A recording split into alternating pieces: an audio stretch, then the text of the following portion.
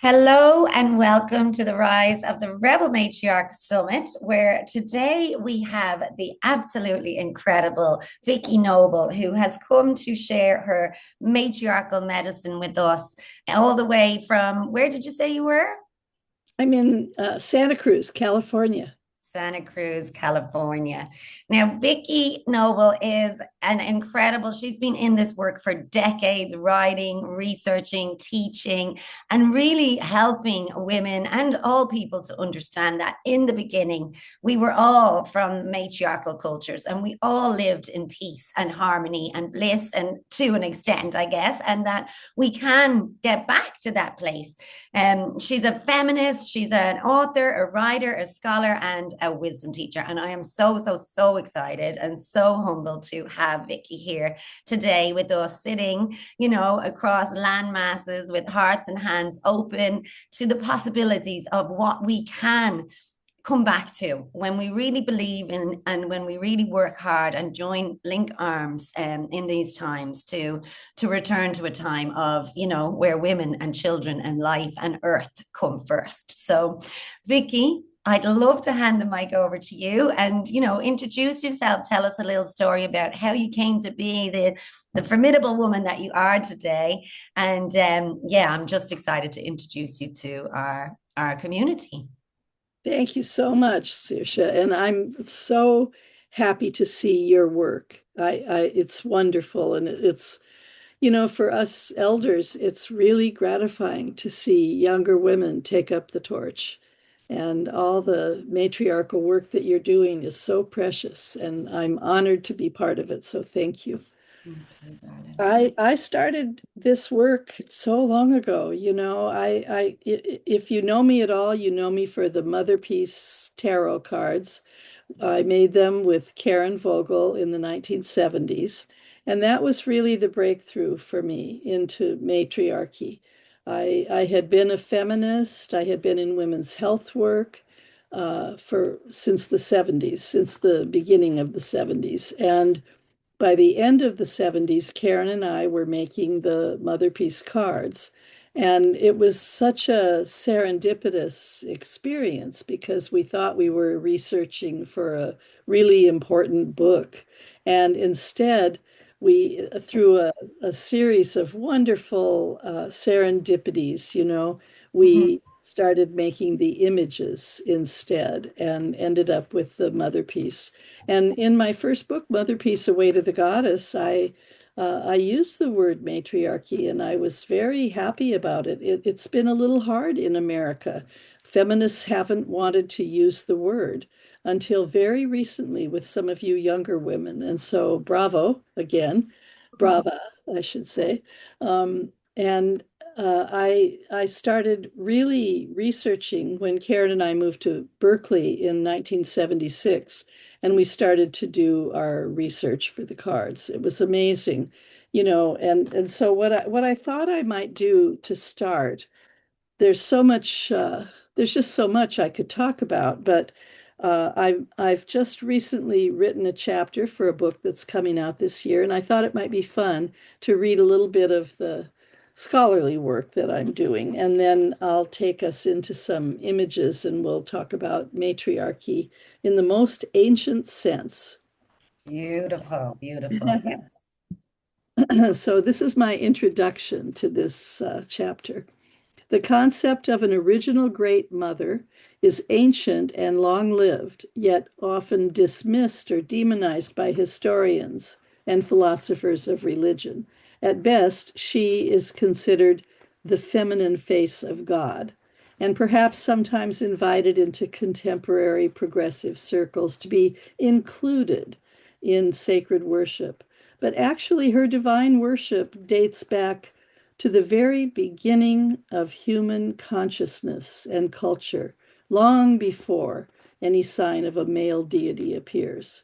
Joseph Campbell spells out her role as Mother of the Gods in an interview he did with Bill Moyers.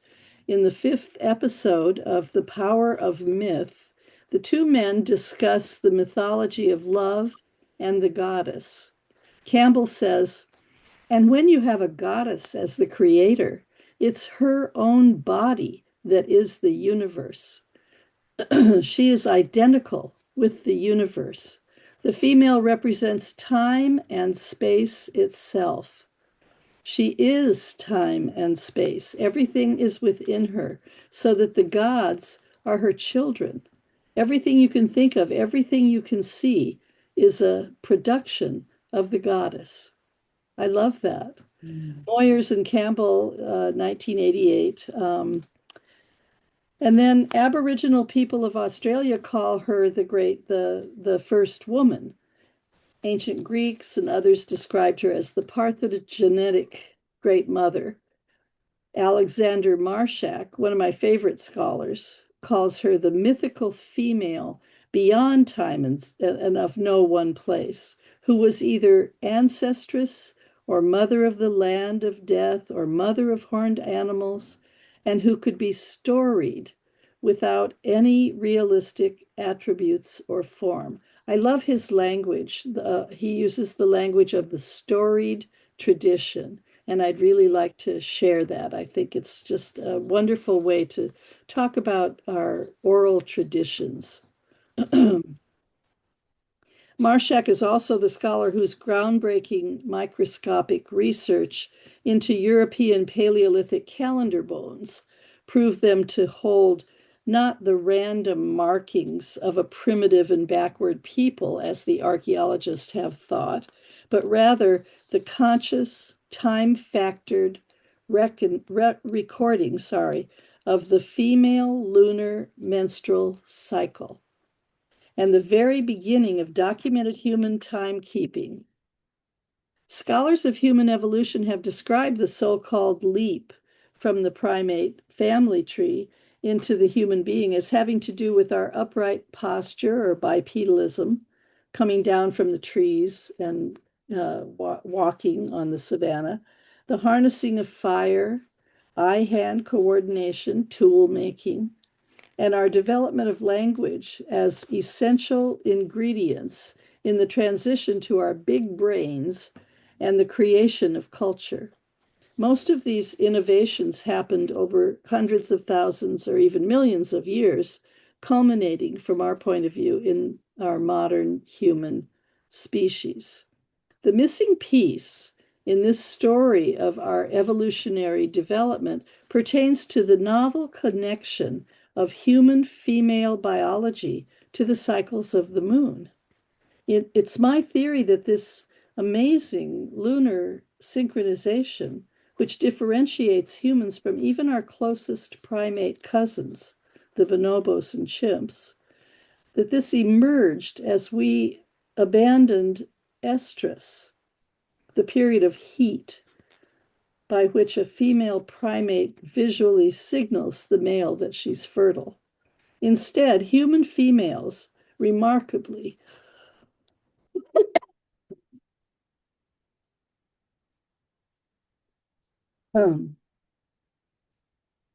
human females evolved a unique bipolar menstrual cycle, quite unlike that of any other species.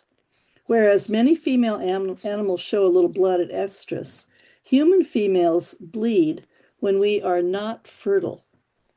And our monthly ovulation at the opposite pole of the cycle is nearly invisible. This communal fertility cycle, when there were no electric lights and women were not separated from other women within the nuclear family structure, would have been experienced collectively by the entire tribe. And it's this shared experience of lunar menstrual timing that surely must have led to some of the earliest communal rituals and organized celebrations.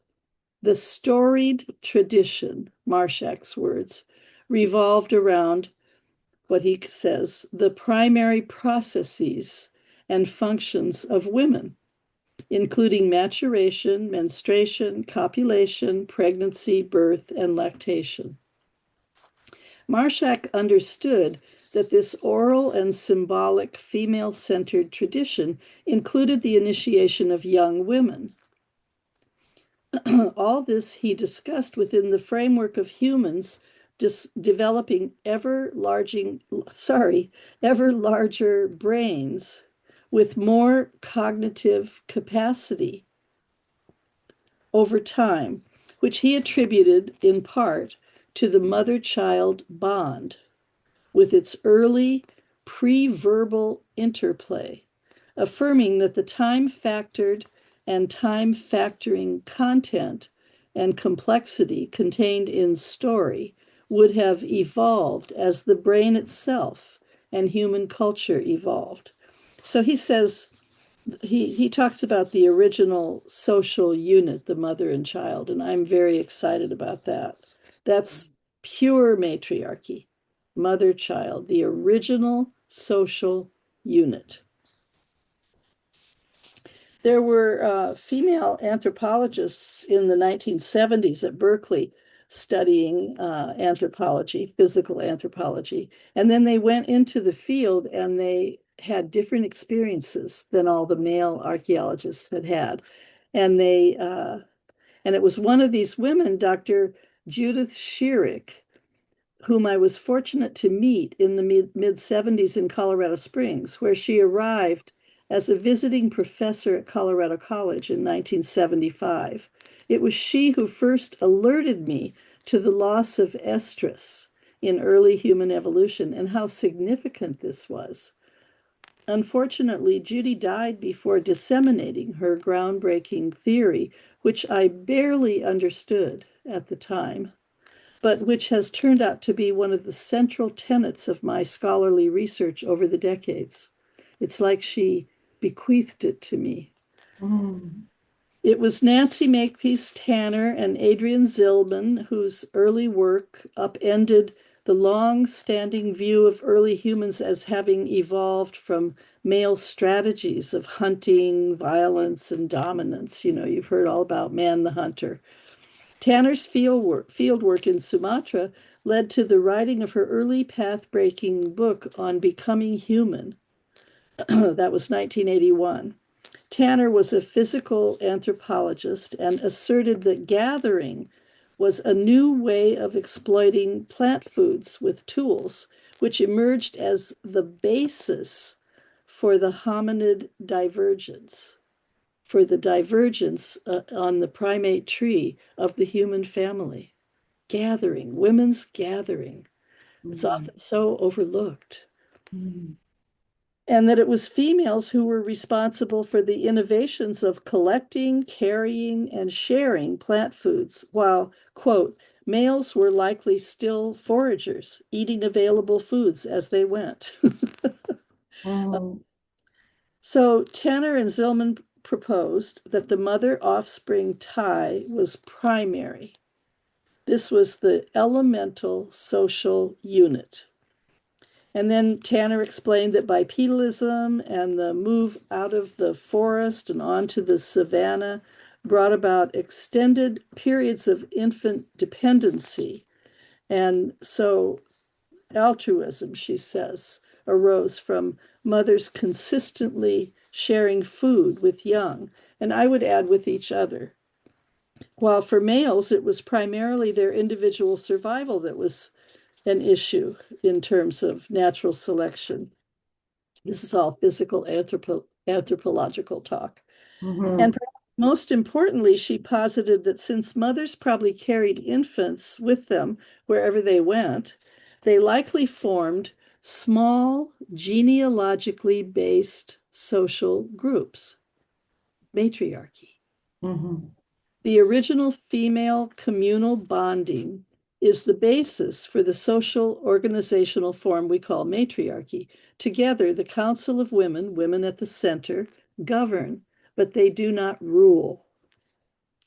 I talk about Peggy Reeves Sanday, who wrote a book, Women at the Center, Life in a Modern Matriarchy, about the Minangkabau people in Sumatra, the largest matriarchal group we know of currently that are still alive and matriarchal. And then I like to share about Genevieve Vaughn. She's a philanthropist and a philosopher, And she realized early on the omission made by male philosophers of the gift economy. She was married to one of them. It had not occurred to them that the most important piece was that of the mother as the original giver of gifts. Vaughan theorizes that the gift of life and nurturing is the primary model for all understandings of human altruism and giving. During the entire term of human pregnancy, oh, I'm sorry, I missed something. No, that's enough. Jen Vaughan, The Maternal Gift Economy. Check her out. She's fantastic. I love her. Yeah, yeah. You know her? Yes, absolutely. And that's what our kind of Rebel Mad books are based upon, that kind of sense of sacred reciprocity, and sharing resources and sharing wisdom and sharing opportunities for people who might not be able to afford financially. But, it's like there's so much more to give, Yeah. there's so much more to share. It doesn't have to be. It's so fascinating. She talks about how boys and girls, baby boys and girls, are given the gift unilaterally. That's the thing. It's a unilateral gift. You give without wanting something in exchange. Mhm. And and then the boys are socialized out of that later. But she says it's so important that all of us receive it. So boys and men have it inside of them. It's just that they're taught to be otherwise. And then I wanted to say about anthropology and also the other disciplines, I was hampered in my own research in the 1970s by the universal assertion that anthropologists in the academic establishment kept saying that there were no living matriarchies, and therefore you could not say there ever had been. It was such a double bind for us because we were looking at ancient cultures, and they were saying, well, you can't do that because there aren't any current ones. And that's not true, of course. The problem was a widespread misunderstanding about the nature and definition of the word. Cultural anthropologists across the board viewed matriarchy as an exact reversal of patriarchy, with women in power dominating men. And since no such society has ever been discovered anywhere in the world, they insisted that matriarchy exists only as a fantasy. But matriarchy, the mothers from the beginning, as Heide Güttner Abendroth says, is not patriarchy upside down, but rather a society governed by women and having the qualities of egalitarianism, a gift economy, spirituality, and nonviolence. Her voluminous book, Matriarchal Societies Studies on Indigenous Cultures Across the Globe, demonstrates that there are plenty of these societies existing today as remnants in pockets around the globe. Güttner Abendroth says, mothers from the beginning refers both to the biological fact that through giving birth, mothers engender the beginning of life, and to the cultural fact that they also created the beginnings of culture itself. So I wanted to begin with a little bit of that and then to share images so that what I'm saying becomes more obviously true. I think images, as they say, are better than 1,000 words. So I will try to Absolutely. share. Okay, here we Oh, go. let's just take a deep breath in for all of that beautiful wisdom you just shared and all of those lovely trailblazing women, who pioneered this way for us. And if for anybody watching, please do look out for all of those books too and start really doing your own research and your own Yes, digging into the yes. belief that these systems can work. And if we don't embrace it now, we are possibly facing extinction as a I population. totally agree. Yeah, exactly. It's now or never. And Mhm. what a shame it would be if, after such a long, long time of having our matriarchal foundation, it was only ruined 5,000 years ago. So it's in our blood, it's in our veins, it's in our racial memory. We have it. We can go back. I So I will try to share my screen here. think you're doing it, are you? Is that it I there? I think so. Mm-hmm. It takes me a minute. We'll Oh yeah, see. take your time. Take your time. Thank Technology definitely wasn't part of the matriarch's No, ecosystem back no, it's a terrible learning curve. then. Okay, I'm not seeing it. Why is that? Let's see. Huh. I can see it on the screen. You can't. I can't. So what shall I Oh, do hold about on. that? Maybe I have uh,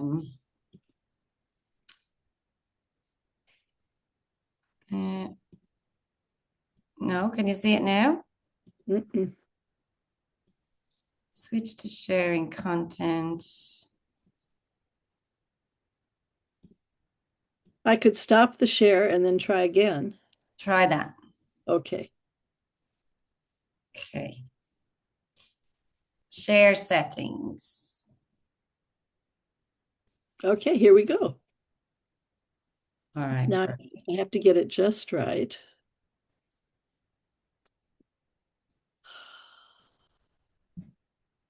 Let's see.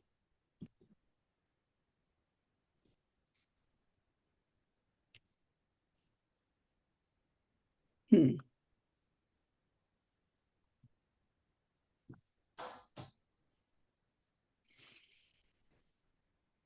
View. Okay.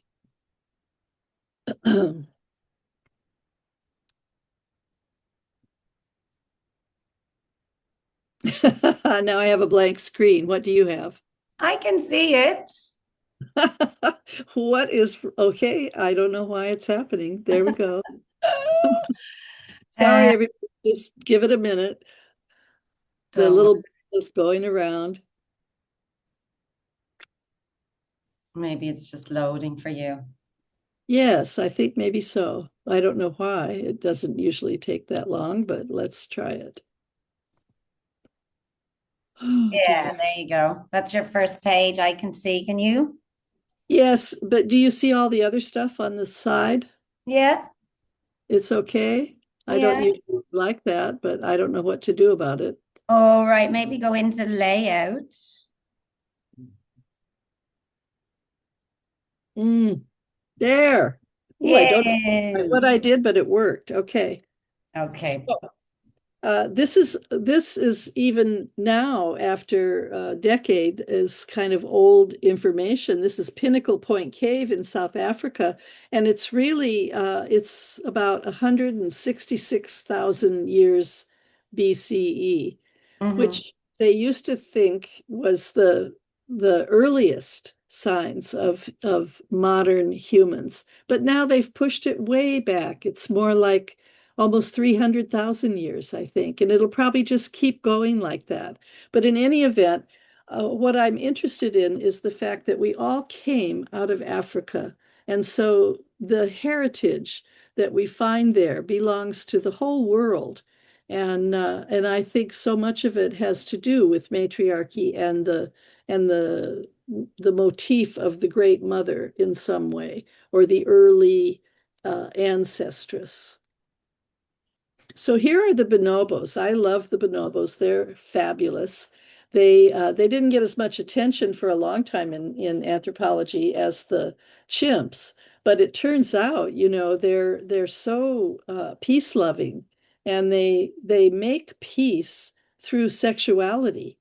If two groups of bonobos come together, this is all research from one of the best experts on the bonobos, Frans de Waal. He's Mm-hmm. Dutch. And he says when two groups of bonobos come together, if they don't know each other, sorry, I'll start with chimps. If Mm-hmm. two groups of chimps come together and they don't know each other, they fight to the death. Okay. Then if two groups of bonobos come together and they don't know each other, the two female, they call them alpha females. I don't know if that's correct, but it's an interesting approach to leadership. The Mm-hmm. two alpha females come out and meet up with each other, and they do what they call, what the anthropologists call GG rubbing. They basically rub their genitalia together and, have an orgasm. And then they go back to the groups and everybody has sex together. And then they feast. Brilliant. It's such a model. And the thing that's so interesting about it is that more and more as time goes by, the anthropologists are saying that we're closer. They used to say our closest relatives were the chimps and the bonobos, but they didn't know very much about the bonobos, who have been kind of more private or more hidden. And now they know that we're really closer to the bonobos, which is very, very uplifting, and gives us hope. Um, so I look at the bonobos as an example of this ancient principle of sacred female generativity. And the vulva, it has been inscribed and scratched and painted and drawn and in every possible way has been represented all over the world. It's the most pervasive symbol, you might say. And it's a glyph of the goddess. It's like a shorthand, for the Great Mother. So I play with that a lot. This image from a temple in India is called Lajagauri. And I think it's so interesting. She's showing us her vulva in the same way. One of the things that makes us very similar to the bonobos is that our female genitalia is in the front, and also true for bonobos. Whereas for chimps, it's still in the back. And so it makes face-to-face sexuality a thing for bonobos as it is for humans, in a way that the anthropologists consider important. And it seems important to me. Mm. These images, one is from Bolivia, and this one is from old Paleolithic Europe, like France. I think it's in the Pyrenees Mountains. They call it a horse hoof vulva. And so I work a lot with the idea of when we became human, how did that happen? What does it mean for us? And anthropologists, physical anthropologists have dealt with this a lot. But the thing that comes really strong for me is that when we stood upright and walked, it changed our ability to give birth. And it changed the parental investment, they call it, the maternal investment time that was needed for a human infant, because a human infant can't survive on its own. And other animal infants can if they're not preyed upon. But ours cannot. They have to have somebody looking after them. Humans developed a unique bipolar menstrual cycle. That's the thing I've been most interested in ever since Dr. Schirik showed me her research. The female group probably menstruated at the new moon and ovulated at the full moon. And the important thing is that the community evolved communal rituals around these biosocial events. In other words, it wasn't just about women secluded in some way. It would have been the whole community, because all the women would have bled together and ovulated together. And how we know some of this is from Marshak's work, these ancient lunar calendars. This one found in Europe, but there are also some found in Africa. They show the time factored notation, he called it, Marshak called it, where somebody is keeping track of an entire monthly cycle. And he thought it was shamanistic. And then, like all of us, we have blinders. And so even Marshak, who was so pro-female in such a dramatic way, said when he talked about who was carrying the lunar calendars and marking them, he said the shaman, which is hilarious, because we know now that the earliest shamans were women. And so it totally fits with the fact that they would have been keeping track of their menstrual cycles, probably for fertility, but who knows? And the interesting thing to me is that we linked our human menstruation cycle to the moon. No other animal has done that. It's a phenomenon, and science has completely ignored it. And Mm. so I'm really invested in that getting across, especially to us women, that we understand that we're the carriers of this very important piece of what it means to be human, to be a modern human. And so then I work a lot with Marshak's work, the storied tradition, and he calls it female lunar periodicity. And here's the Venus of Lassell. Probably a lot of our listeners have seen her before or know about her. She's really quite small. She was carved. She's a relief sculpture on a rock, that was an overhang at a cave. And she's holding, her left hand is pointing to her belly, and her right hand is holding an animal horn with 13 notches. So Mm. it's like a it's like a sex education segment, because the 13 notches, of course, signify the 13 lunar moons in Mhm. a year. It was reduced with Christianity to 12, but it's really 13. And so that's why we have a blue moon sometimes.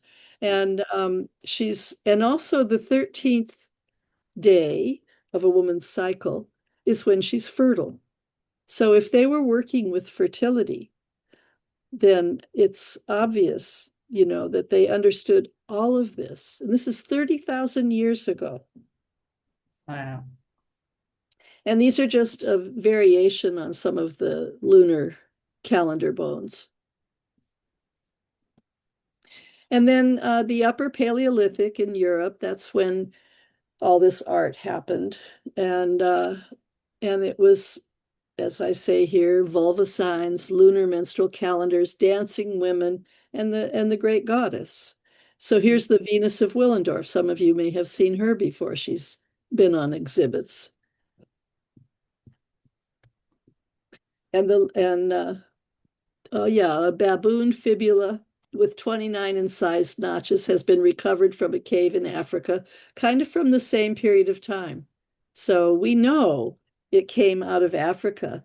And I really believe that this tradition, this female-centered tradition of social organization came all over the world, spread all over the world. And then this is much later, 3,500 BC instead of 35,000 BC. And these lunar calendars, I went to Malta in the 1990s. I went there with Jennifer Berzan, and we did a lot of research and took women on group tours to see the temples. Lots of temples on Malta and the other islands, Gozo. But what I was interested in this photograph, because we were able to get so close in those days. Now it's all walled off and protected, and it's much more difficult to get up close. But I was close enough to this big rock to see that it was probably a lunar calendar. It looked so much like the Paleolithic ones. And now I'm understanding that they've discovered that it's actually much more complex than that. And it has the cycles of Venus and probably lots of other things we haven't even discovered yet. But that's Mm. a long tradition. Yeah, it looks like all the sacred kind of Neolithic rocks in Ireland. And I can't help but see Yes. Menadra. Menad in Irish means woman. And I don't know what a draw means. And Menad. this is, yeah, this is the Menadra Temple. Wow. A friend of mine wrote a book. My friend of mine, her name is Christina Biaggi. She Mhm. wrote a book quite a while ago called Habitations of the Goddess. And she made comparisons with Malta and the Maltese temples and all the artifacts with Skara Brae in Scotland. You Mm. know, it's a Neolithic ruin way up at the north of the island. And it's a wonderful book and profoundly educational. Mm.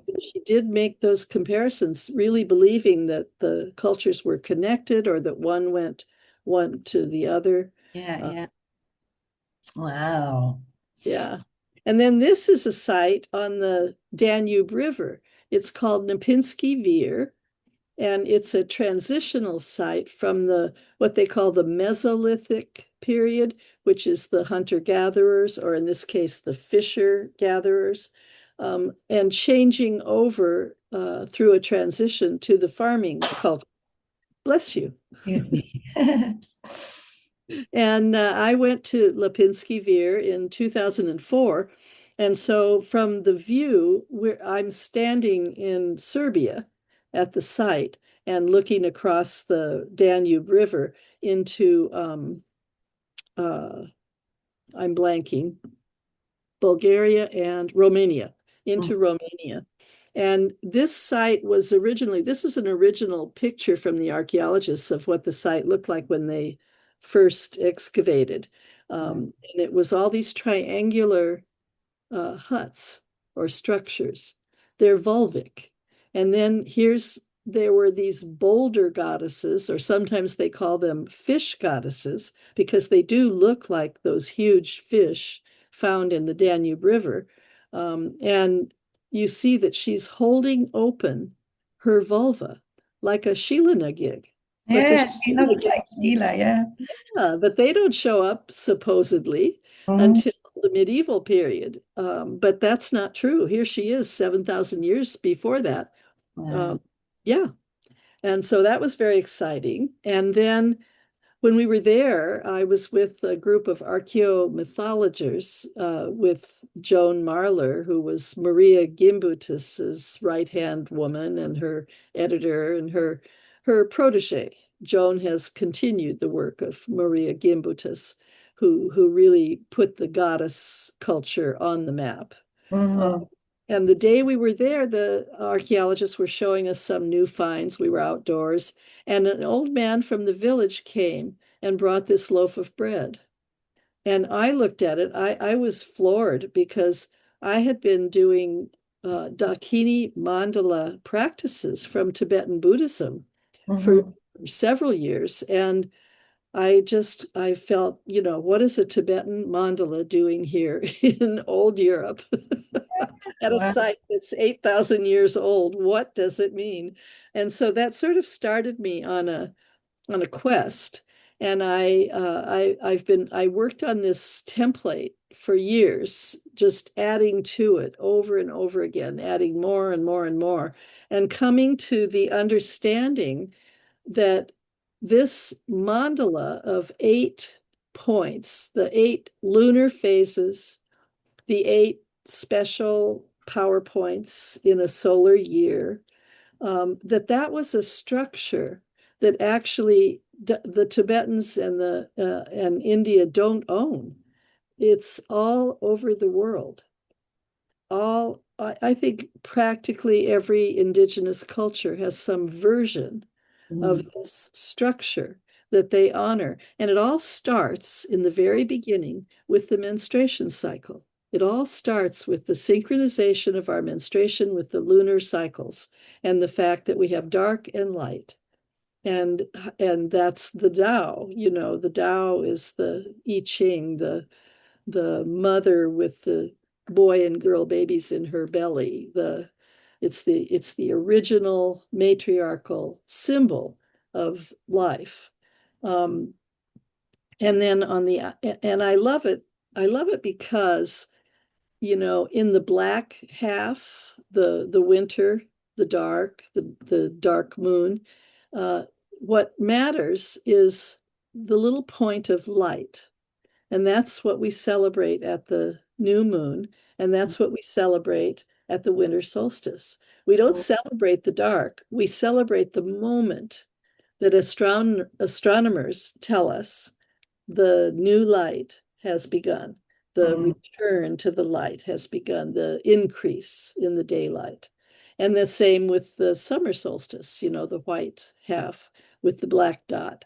We aren't celebrating. I used to think, as a feminist in the beginning of women's spirituality rituals and so on, I used to imagine that we were celebrating the extraordinary light Mm-hmm. that's with us in the daylight, especially in Ireland and Scotland. When I've been there at summer solstice, it hardly gets dark.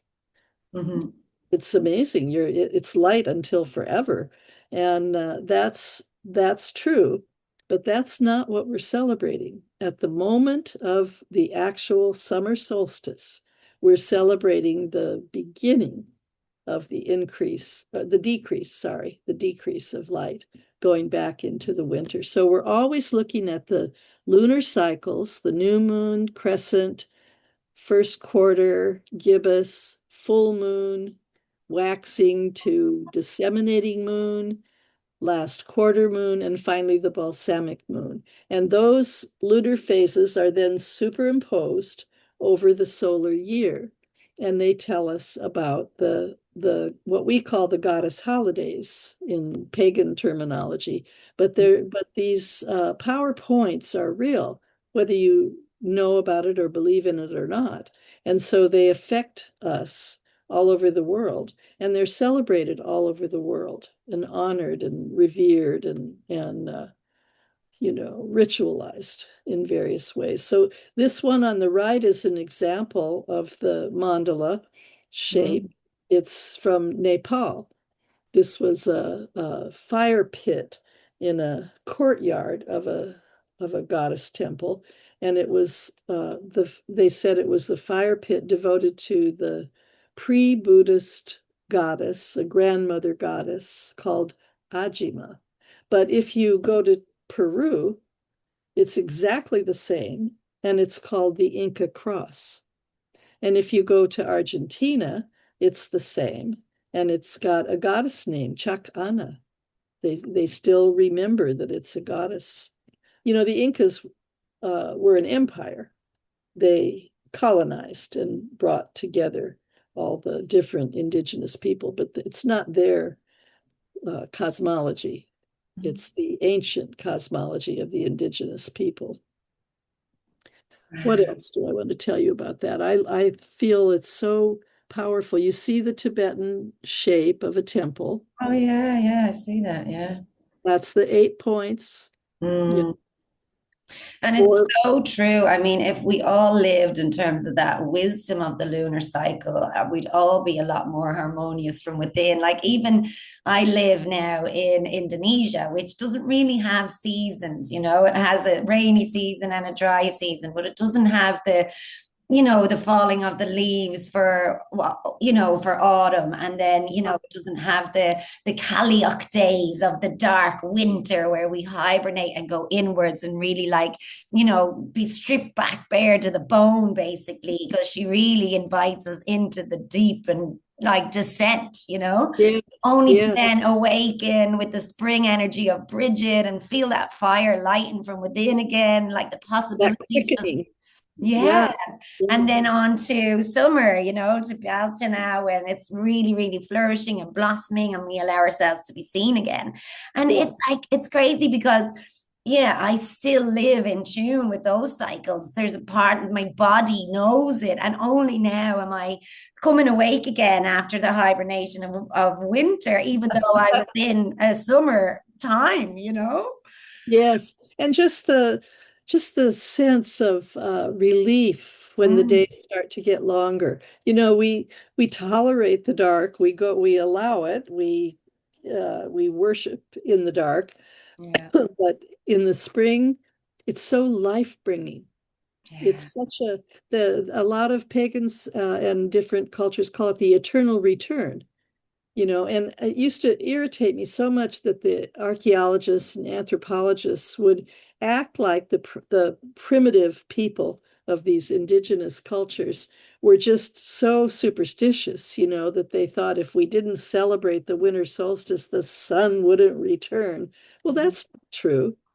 It has nothing to do with that level of ignorance. They were so intelligent about the cycles and Mhm. the natural law of those cycles. And we're the ones who are so out of step, in Western culture and not honoring the quiet time, the time of renewal.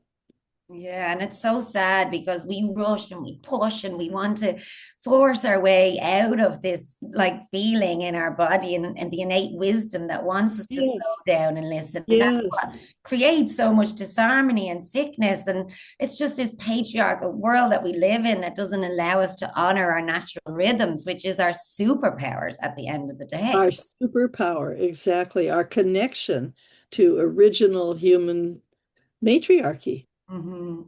Mm. I have a wonderful quote from the Tibetans say, all things are impermanent. They arise and they pass away. To be in harmony with this brings, to be in harmony with this truth brings great happiness. Mhm. Isn't that so beautiful and simple? Mhm. That was one of the first things that happened for me is that I discovered the calendar and the cycles, and it happened through experiences that I've written about in Shakti Woman, and not through some intellectual understanding. But I understood at the time, we don't need to believe in this. It's happening. It's happening to us, and we live inside of it. And the fact that in our culture we've decided that we don't live inside of nature, is just so sad for us because it leads to extinction. And Mhm. so a lot of the matriarchal work has to do with understanding that we used to be peaceful and in harmony with these cycles and all of these natural laws, and that it's only by coming back into them that we'll survive. Mhm. Absolutely. And then this is some art. I love there's been so much beautiful art that has come out of the women's spirituality movement. This one on the left is Monica Shu. I think it's an image of menstruation. I love it. She also has a beautiful image of giving birth, which she called God giving birth. Mhm. But this one is an image of probably Silbury Hill in England and the crane dances in Crete. And, she was a wonderful synthesizer in her artwork and brought so much of the goddess cultures from all over the world together into her beautiful expressions. And then the one on the right is from a woman that I met in Peru in 1989. She was very young at the time, and she ended up moving to the States, uh, and and she was in process at the time.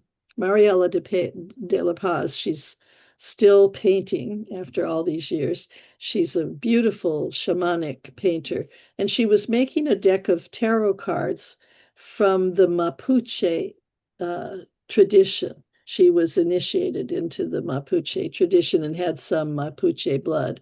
And so this was her moon card. Imagine a tarot deck with this card as the moon instead of the one that we see in the modern tarot decks. And so and then she gave me the painting. So I love to use it in Yeah. my praise and honoring of the menstrual cycle. Mhm. So Mhm. I think that's probably the end. Yep. And that And is such a reflection of the feminine, isn't it? To harness our creativity, to create not only life and babies, but dreams and visions and projects and art. It's like, oh, it's just that's the juicy part that we have been again disconnected from. That's so important to find yeah. time and create the space for our creativity to flow because it can go in so many ways. Oh, it's constant. That's what they say about Shakti in India, that she's the incessant creative force, Yes. creating forms. She can't stop. But then the other part of it, of course, is recognizing and allowing the endings of things, allowing that everything comes to an end and nothing dies, but it transforms. There's an ending, and then there's some sort of, I mean, the way I love to talk about the new moon, the dark moon to the new moon, is that there's some way that we synthesize, or we take the whole monthly cycle that has just happened, and we distill it into a seed, or we thread a needle with it, and it goes into the new moon of the next cycle, and that's it. That's life and death. What Maria Gimbutas called birth, death, and regeneration. Mm-hmm. It's such a beautiful way of understanding nature and how we're part of nature, because so many of us in patriarchal cultures have so much trouble letting go of things. Oh, We think we can yeah. hold on forever, but it's not true. It's not appropriate. And we Forms die, mm. and And we yet we also try to resist that, the death of something. We resist yes. so much the changing. And even though our nature is, and the only guarantee is that things will change, nothing ever stays. Exactly. Nothing is permanent. Yeah, yeah. Oh, wow. I love that. So, in terms of, you speak about the patriarchal intrusion as being very recent, really, in our in our Yes. in our lives, in our evolution, where violence kind of spread like a virus all over our planet, starting only 5,000 years ago in comparison to the 300,000 years before that Yes. we can prove archaeologically that humans existed, I guess.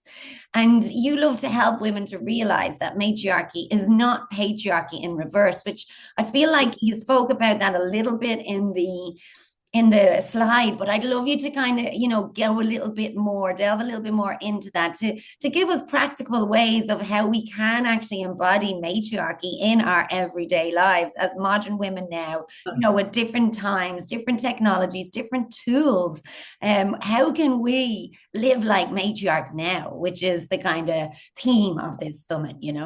Yes, yes, beautiful. I have a t-shirt that says matriarchy now. In fact, I should have worn it. I didn't think of it. Yeah. Get a Um, picture and send it to us. We'll get it out. okay. Well, I think the beginning of how we think about it is the mother-child unit. We have to really honor that. It's not the nuclear family thing. It's very recent. And it was created with some sort of colonization purpose of women. Not that you can't love somebody and want to create children with them, but to be locked inside, each individual woman, separated from all the sisters, and locked inside of a patriarchal form where the man is the head of the family and the woman is somehow subservient or secondary. That's very bad for us, obviously. And that is just very recent. It's probably, maybe 3,000 years old at best. So one of the things that gives me a lot of hope and that I think is very fundamental to real matriarchal culture is that women don't rule matriarchal cultures like one woman, like Margaret Thatcher or Hillary Clinton or whatever. It's not like that at all. It's the female group that is the governing force. And that to me is really, really important, central to the whole thing, because the work I've read, I used to do a lot of research and work and practice in female shamanism. And it's really clear that ancient female shamanism was the original shamanism, and that it was not individual. It was the group, the female group. And I think it seems like all the different women uh, had some sort of a hearth. There was a hearth, a woman's hearth in every household, but the households were extended families. They weren't nuclear families. And the archaeologists and the anthropologists often just assume that everything was always nuclear families. And that's very confusing for us when we're researching because it's just absolutely not there. It's very Western, the nuclear family. And the invasions that happened in, well, first of all, I should say that if you haven't read and been introduced to Maria Gimbutas and the work of her civilization of the goddess in Old Europe, that's a must. You really must know that Europeans, first of all, that we weren't always colonizers and we weren't always, hierarchical and male dominant and violent the way it has emerged. But in fact, that we had a very long sort of continuity of tradition from the ancient times, from coming out of Africa, from the Paleolithic period in Europe, all the way to the point of inventing agriculture, which I think was a process that probably took 10,000 years. I don't think it happened one day. But in any event in Europe, agriculture was established. It came from the Fertile Crescent. It came from Turkey and Syria and Anatolia, where it had really taken root. Maybe people know about the finds at Çatalhöyük in Turkey, very ancient, I think eighth millennium, seventh millennium. And then those people, the Anatolians, Anatolia means the land of the mothers, they got on boats and went first to Cyprus and then to Crete, and they moved, they emigrated to Greece and started the farming cultures there, like seventh millennium. And then they moved up eventually north to the Danube and created a whole amazing and very sustained culture that we call Old Europe. That was Maria Gimbutas's term. And it was a culture that sustained itself peacefully, ritually, artistically, for thousands of years. From like when they settled at the Danube, it was about 6200 BCE. And then by the time they were spread out over Central Europe, it was more like the 5000 period. And then finally, the invaders came from north of the Black Sea. Male invaders on horseback came in. And Maria Gimbutas saw all of this in the archaeology. No one believed her. The archaeological establishment didn't accept her work. But she was from Lithuania, and she had been raised inside of this old European tradition that still existed in Europe in the 20th century. And so she was very body based in terms of her understanding. And so she was never swayed by the fact that the archaeologists didn't accept her work. Like a lot of us take it personally and feel kind of bad.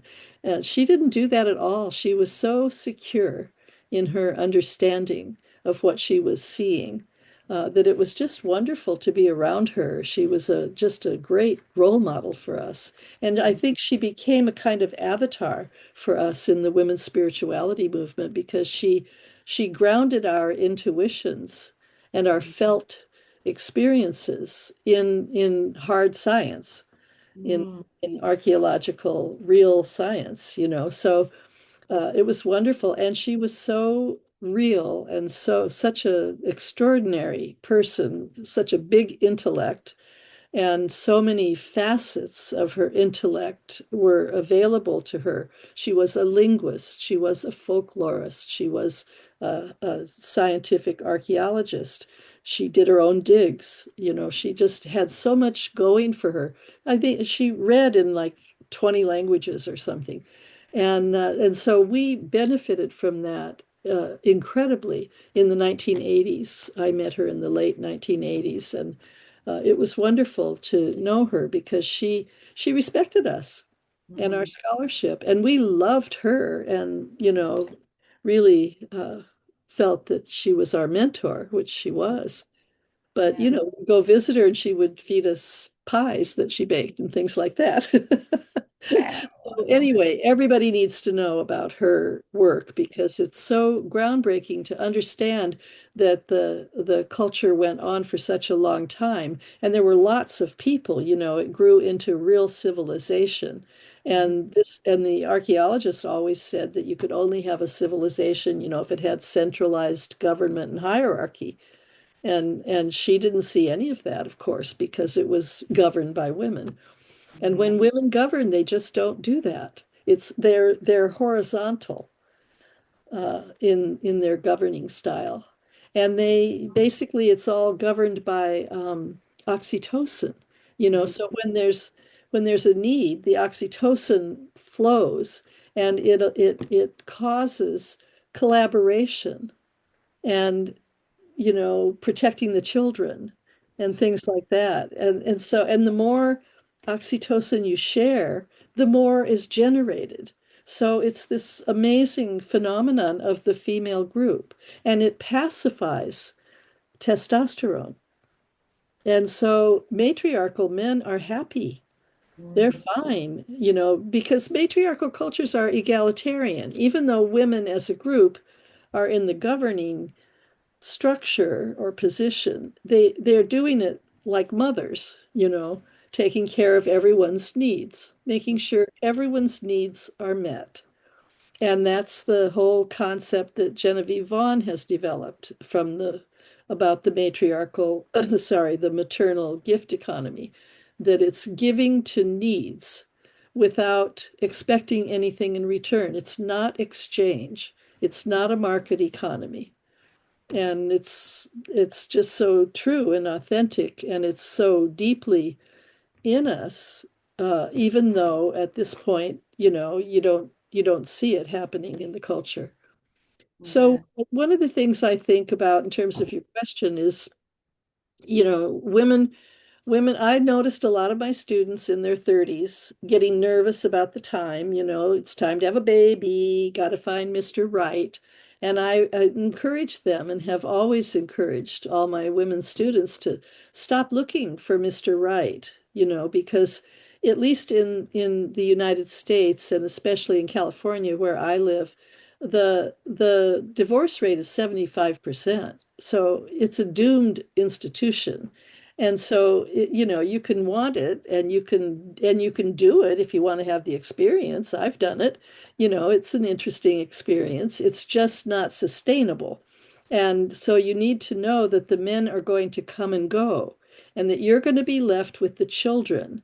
And so you might as well make a contract with your girlfriends, get a house, and have some babies and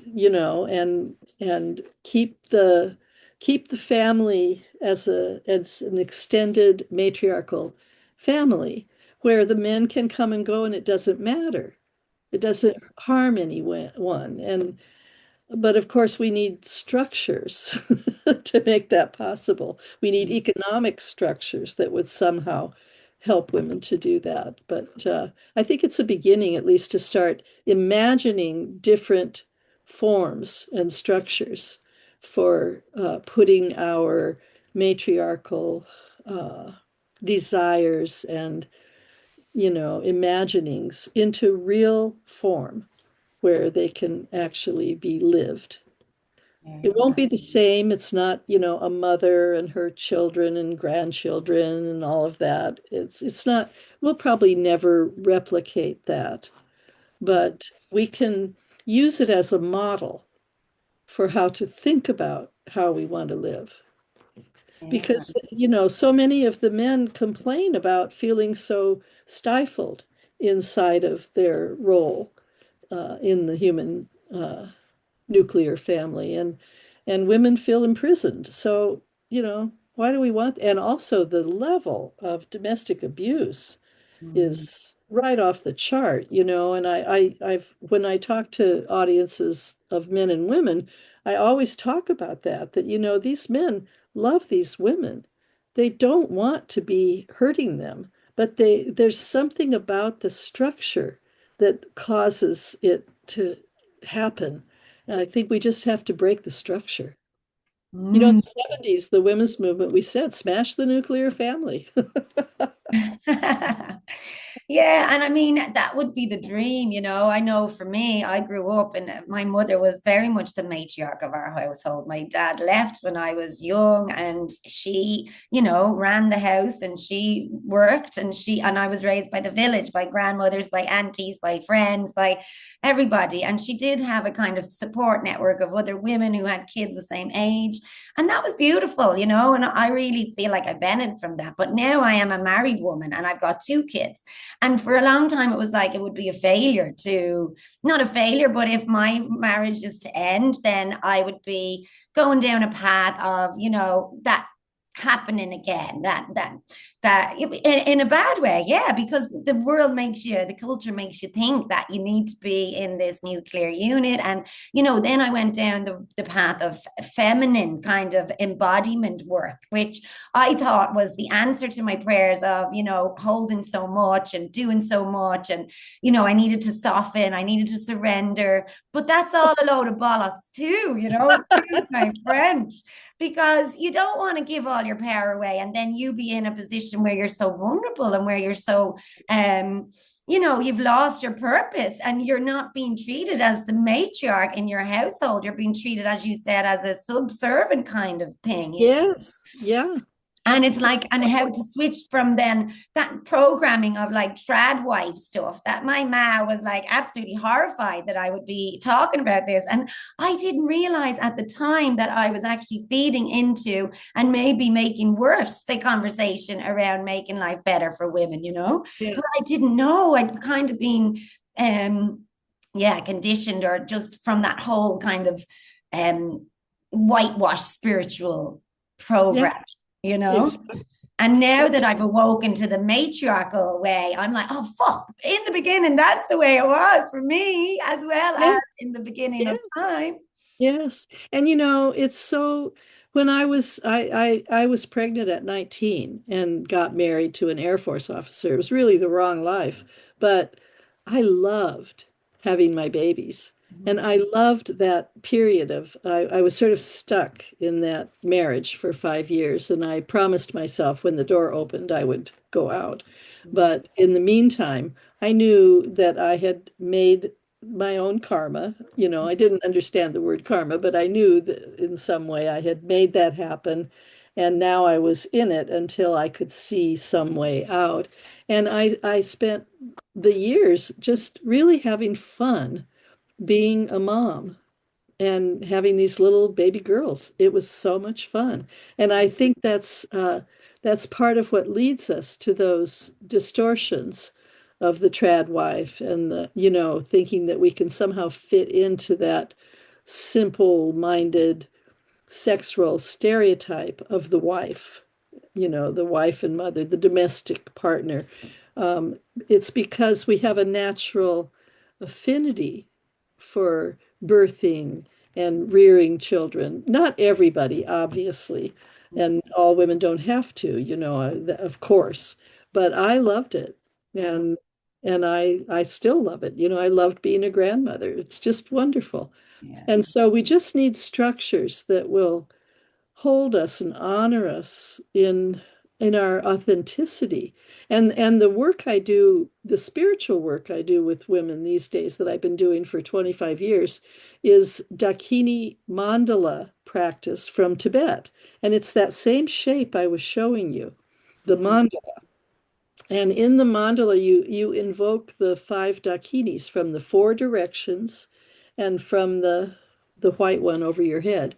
And you create vibrationally through the practice this mandala that you're in the center of. It's very feminist work because not that the Tibetans think of it that way, but that my adaptation of the practice is for the sake of women to put ourselves back in the center of our own lives and to relate from that anchored point in the center, to anchor into the Mother Earth and the ancient female lineage that we all belong to.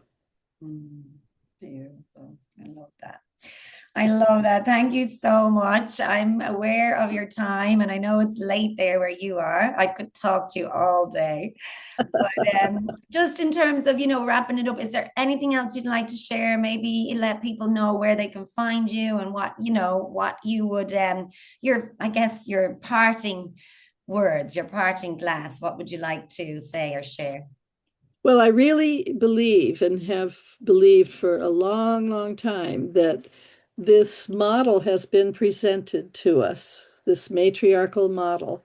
And if we aren't able to accomplish it, if we aren't able to really come into it at this late date in patriarchal history, we are going to be extinct. I don't know why we think that all the other animals can be made extinct and it won't somehow involve us, because if the polluting and the chemicals and the petrochemicals and all of the extraction that's going on and all of the, if that all continues and right now in my country, they're deregulating everything that's been put in place even in a little bit to help with stopping the destruction. So I don't know what's going to happen to us, but I do see that women, young women, younger than me, are awakening to matriarchy and are awakening to the possibility of an entirely different structure of life where women are the governing force. Not that we rule over men or anything like that, that we somehow can forge equality between men and women. It's natural to our species and it's natural for women to lead. And the fact that we aren't able to or haven't been able to for such a long time in Western patriarchal cultures is just a detriment. It's leading us to total destruction. So I don't know exactly what we can do, but so much of women's work is intuitive and it's magical. And we don't need to be linear and we don't need to figure it out in that linear way. We don't need to even have a plan. We just need to keep moving forward into this model that we understand is the way of peace and egalitarianism and thriving on this beautiful planet with our beautiful Mother Earth. And so that's my prayer and my hope in my old age here. Thank you. 50 years I've been at it. Wow, what a woman. And thank you so much for, what you shared there about even your mentor, Maria Gembelis, who, even though she was questioned, she was ridiculed, and you would have been up against all sorts of things. You kept on going. You knew your inner knowing Absolutely. told you we are Yeah, onto something here. It doesn't yeah. matter if no one out there validates what we believe and know to be true. Science can't even prove this. It is just this deep inner knowing. And it's beautiful to hear that because you can feel quite lonely and sometimes be made to think you're crazy because you believe in the goddess and the stuff that is the only truth we really do have. So thank you for reminding me of that and for rooting me back into the belief in this work. It gives me goosebumps to know and to feel your love and to feel your acknowledgement, and to feel like we've got such incredible role models and matriarchs who are so rooted in your integrity, in your authenticity, and in your truth, and in your service to others to awaken the world. It's not like you're looking for anything in return. You just want to shake us awake, give us a hug at the same time, and kick up the arse, light that fire under us, and get us out there, you know? Absolutely. So thank you so much. To find you, it's like best where Instagram, with the technologies we have these days, you've got a website too. I have a website, vickynoble.com. I'm not very good at keeping it really current, but I do my best. And I've just started a new Substack, Oh, so people yes. can subscribe, and that's exciting for me. I get new subscribers every day, and I've been really doing some writing for the Substack, and I love writing. It's one of my main forms of communication. So That's a good way to come on. And my email, if anyone wants to contact me directly, is Vicki@VickiNoble.com. Perfect. And of course, your book, your Mother Shakti or Shakti Woman book, Yeah, and your Mother Tarot cards, which have also, yeah, I saw, became a line, a Vogue fashion line. Oh my God. yeah. No, not Vogue. Dior. Or Dior, sorry, Dior. Yes, yes, yes. Well, Christian Dior. Wasn't that amazing? that was Amazing. savage. I hope I can still get those pieces because I loved them. They were incredible. Are they Mhm. still for sale? They're, well, maybe if you could find them on some thrift shop, Mhm. special high-end thrift shop. You need to get them back going, reinvent, get them on your website. But beautiful. I'll put all the links and I will be putting this up on Substack so we can share with our communities there. Wonderful. And yeah, thank you so much for your time today. And we will maybe our next book, because I run these anthology books called Rebel Ma. Oh, And that's beautiful.